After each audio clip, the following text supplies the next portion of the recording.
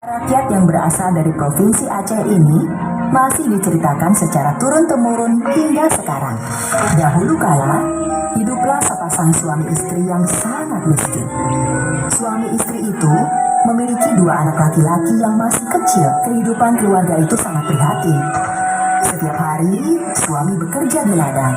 Jika hasil ladang tidak begitu baik, si suami berburu di hutan.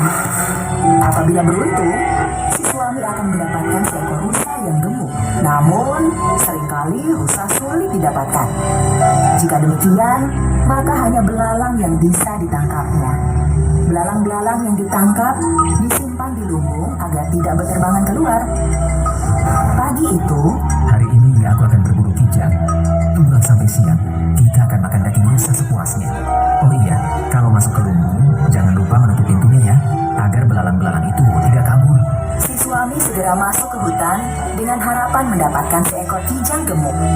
Istri dan anak-anaknya tentunya sangat bahagia jika makan daging rusa yang lezat. Sementara itu, matahari semakin tinggi. Ketika hari semakin siang, si sulung rupanya mulai didera rasa lapar. Bu, aku lapar sekali. Sabarlah dulu, nak. Sebentar lagi ayahmu akan pulang membawa seekor rusa yang gemuk. Dan matahari pun mulai condong ke barat. Bu, aku benar-benar lapar. Apakah kamu tidak bisa menunggu sebentar lagi? Bu, apa tidak bisa kita menggoreng beberapa ekor belalang? Beberapa ekor saja, tidak usah terlalu banyak, Bu. Baiklah, ibu akan menggoreng beberapa ekor belalang untukmu. Ambillah beberapa ekor belalang di lumbung. Jangan lupa menutup pintu lumbung agar belalangnya tidak kabur. Si sulung pun masuk ke lumbung. Tapi si sulung lupa menutup pintu lumbung kembali. Si sulung tidak menemukan seekor belalang pun. Dia tidak mengetahui kalau semua belalang sudah terbang keluar dari lumbung melalui pintu yang terbuka.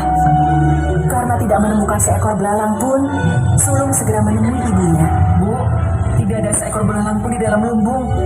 Apakah kamu lupa menutup pintu lumbung? Aduh, aku benar-benar lupa, Bu. Ya, sudahlah. Jika kamu sudah tidak kuat menahan lapar, hanya ada nasi tanpa lauk. Baiklah, Bu. Aku makan nasi saja tanpa lauk. Begitulah, karena tidak kuat menahan lapar, si sulung pun terpaksa memakan nasi tanpa lauk. Ketika sulung tengah makan nasi tanpa lauk, ayahnya ternyata tidak menemukan seekor hewan buruan pun. Bahkan tidak seekor belalang pun ditemuinya. Karena kelelahan, si suami pun pulang ke rumah. Hari ini tidak ada seekor hewan pun yang aku temui. Bahkan juga tidak seekor belalang pun. Gorenglah beberapa belalang di lumbung untuk lauk. Tapi bang, Tapi kenapa? aku tadi masuk ke lumbung, tetapi lupa menutup pintunya. Apa? Sudah berapa kali aku bilang agar jangan lupa menutup pintu lumbung. Aku capek-capek mencari makan untuk kita, dan kau tidak bisa menjaga apa yang sudah aku cari. Cepat, pergi dari rumah ini. Tapi bang, Tidak ada tapi-tapian. Cepat, pergi dari rumah ini. sang istri yang sudah mengetahui tabiat suaminya itu tidak punya pilihan lain selain pergi dari rumah. Dengan sengaja, ia menutupi kesalahan anak sulungnya. Ibu, jangan pergi. Ibu sengaja berbohong untuk melindungiku. Sudahlah, baik-baiklah kalian di rumah. Jagalah adikmu sebaik mungkin. Sambil menangis sedih, sang istri itu pergi dari rumah dan berjalan tidak tentu arah. Hingga akhirnya dia beristirahat sambil bersandar di sebuah batu besar. Batu itu dikenal dengan nama Atu Belah dan akan menelan siapa saja yang bersedih di dekatnya. Hingga kemudian terasa bumi bergoncang. Batu besar itu terbelah dan menelan sang istri yang sedang bersedih. Sementara itu, si sulung dan bungsu sangat terkejut melihat ibu mereka ditelan batu besar. Diam-diam mereka telah mengikuti sang ibu yang berjalan tanpa arah. Maafkan aku yang telah memisahkan ibu. Aku berjanji akan menjaga adik dan membesarkannya dengan penuh kasih sayang. Selamat tinggal, ibu.